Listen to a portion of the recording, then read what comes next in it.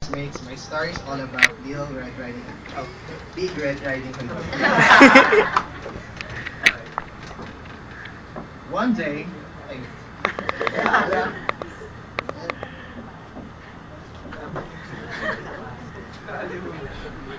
ay, ay. Once upon a time, in a certain village, lived a little country girl who was the most prettiest and ever kindest of them all. And that's me, Little Red Riding Hood. Her mother was excessively fond of her, and her grandmother doted on her still more. This woman had a little Red Riding Hood made for her, but it suited excessively well for the child, and that everybody called her Little Red Riding Hood.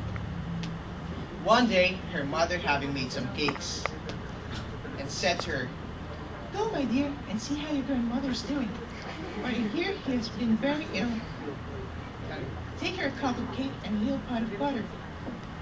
And then, Little Red Riding Hood immediately set out and go to her grandmother's house, who lives next door, hey, next village.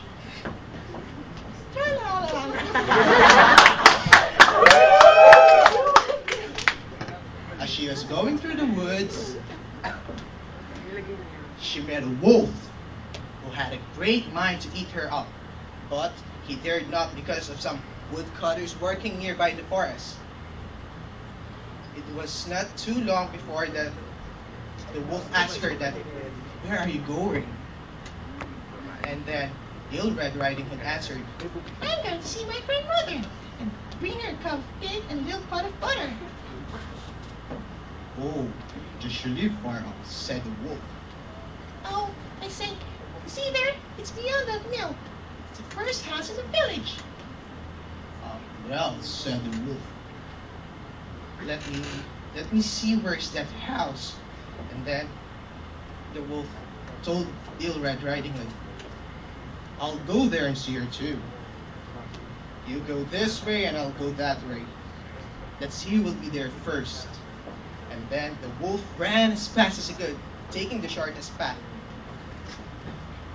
Little Red Riding Hood took the roundabout way, entertaining herself by picking some buds, nuts, and little bouquets of flowers.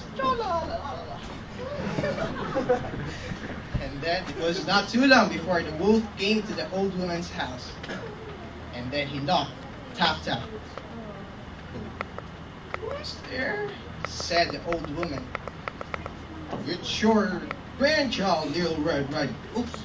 "It's your grandchild, Little Red Riding Hood. I brought you a cake and a little pot of butter." The old woman did not realize that it was the wolf. But since the old woman is so good, he told the wolf to pull the bobbin and the latch will go up. And then he entered into the and then the door opened, and the wolf entered and immediately came upon with the old woman and ate her all up. For it's been 3 days before he had been eaten. Um, and then he came upon the bed and hid in the bedclothes. She waited for Little Red Riding Hood to came, but it was not too long before Little Red Riding Hood came, and then she knocked on the door. Tap tap. Then Little Red Riding Hood came, and then the wolf asked, "Who's there?"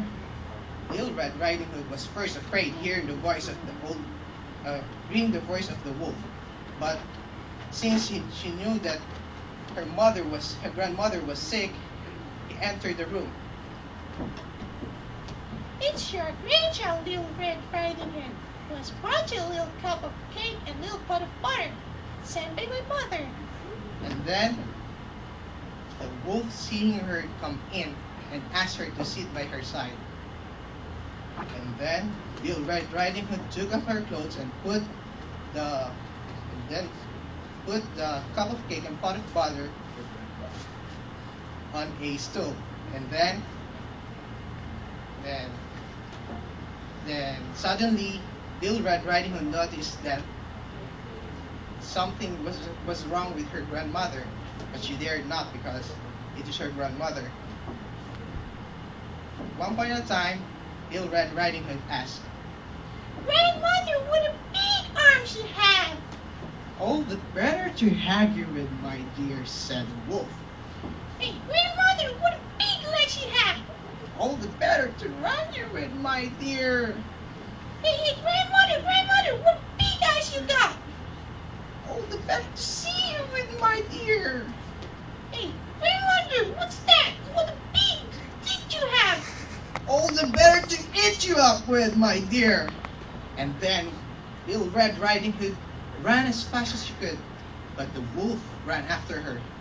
Hearing the voice of Little Red Riding Hood, it was not too long before the woodcutters heard that voice and then helped Little Red Riding Hood and to escape the wolf. And that's all. Thank you.